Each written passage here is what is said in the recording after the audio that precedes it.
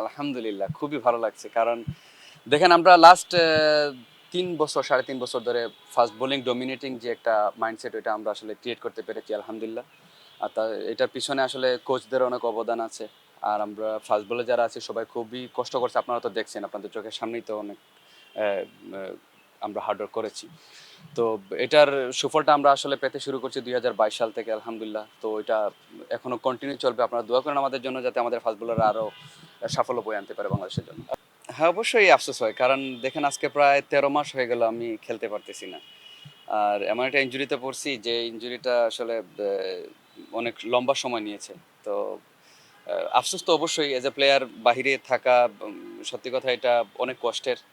আ আর মনে হয় না বেশিদিন লাগবে ইনশাআল্লাহ আমিও খেলবো।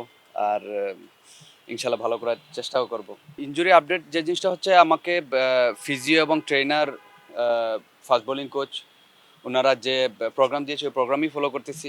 সো এখনো পর্যন্ত উনারা রেস্ট্রিক্টেড মিনস 100% এফোর্টে বোলিং করাটা এখনো উনারা পারমিশন দেয় নাই। সো আমি স্টিল 70-80 এরকম কাছাকাছি এরকম বোলিং করতেছি। তো আমার যে প্ল্যান যেটা আছে হয়তোবা বাংলাদেশ টিমের সাথে হয়তোবা আমাকে ইন্ডিয়াতে নিবে। ওখানে দেখা যাচ্ছে আমার যে বোলিং সাপোর্ট আমার doctor, physio, fast bowling coach, trainer সবাইকে আমি পাবো। আর আরেকটা জিনিস হচ্ছে বিশেষ করে বাংলাদেশ টিমের মনিটরিংয়ে থাকবো। এই জিনিসটার জন্য হয়তোবা আমাকে নিয়ে যাবে ইন্ডিয়াতে।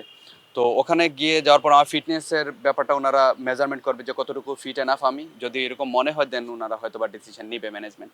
দেখেন বিরাট কোহলি পুরো ওয়ার্ল্ডের one of the best batsman. So তার উইকেট পাওয়াটা আসলে একটা আমার কাছে মনে হয় গর্বেরই ব্যাপার। তো আমি ২ বারই তাকে আউট করতে পেরেছি আলহামদুলিল্লাহ। তো এবারে যদি খেলতে পারি বা সুযোগ পাই অবশ্যই চেষ্টা থাকবে। কারণ কি এরকম আর আমি যতগুলো উইকেটই নিয়েছি সব ভালো, ভালো এবং বড়, বড় উইকেট।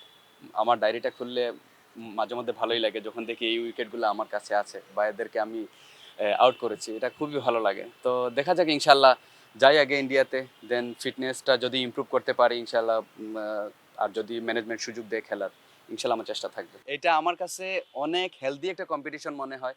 আমি চাইও যে আমাদের আ এইরকম ফাস্ট বোলার আরো ৭ টা থাকবে। সো মানে তখন কি হবে আমাদের আমার নিজের তাগিদ থাকবে যে আমি আরো ভালো করতে হবে।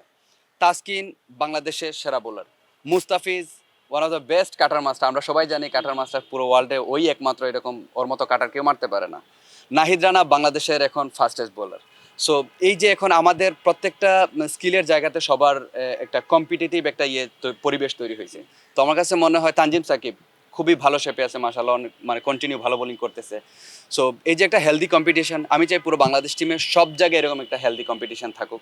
তাহলে কি হবে আমাদের ইমপ্রুভের গ্রাফটা আমাদের যে আমরা যে স্টেজে যেতে চাই আমাদের মাইন্ডসেট ওইভাবে তৈরি করা এখন দেখবেন সবারই খেলার একটা ধরনটা পাল্টেছে। তো আমার কাছে মনে হয় আমরা ওই রিচে ইনশাল্লাহ পৌঁছাইতে পারবো। আমার কাছে তো ভালো লাগতেছে। আপনাদের কাছে কেমন লাগতেছে? কি মনে হয় আপনার কাছে? ভালো তো কারণ লাগতেছে কি আমরা অবশ্যই। একটা দেখেন স্পিন ডমিনেটিং টিম ছিলাম আমরা আগে। আমাদের কাছে আসলে সবাই মনে করতো যে বাংলাদেশে গেলেই তো ওরা ফ্ল্যাট ট্র্যাক এবং স্পিনিং ট্র্যাক দিবে, স্কোয়ার টার্ন করবে। গতকালকে তামিম ভাইয়ের একটা দিল যে তামিম ভাই বলছে যে এখন আমাদের ফাস্ট বোলিং ডিপার্টমেন্ট যে পরিমাণে এখন ইমপ্রুভ করছে আলহামদুলিল্লাহ। এখন যে কেউ আমরা যে ওয়ার্ল্ডের যে কোনো দেশেই যাই সবাই অ্যাটলিস্ট উইকেটটা বানাইতে গেলে একটু চিন্তা করবে যে যে বাংলাদেশের ফাস্ট বোলাররা এখন we have man 152 at this moment. So আমার কাছে মনে হয় তামিম ভাইয়ের সাথে আমিও একমত যে এখন অ্যাটলিস্ট সবাই চিন্তা করবে। অ্যাটলিস্ট আমাদেরকে একটু সমীহ করার একটা আসছে।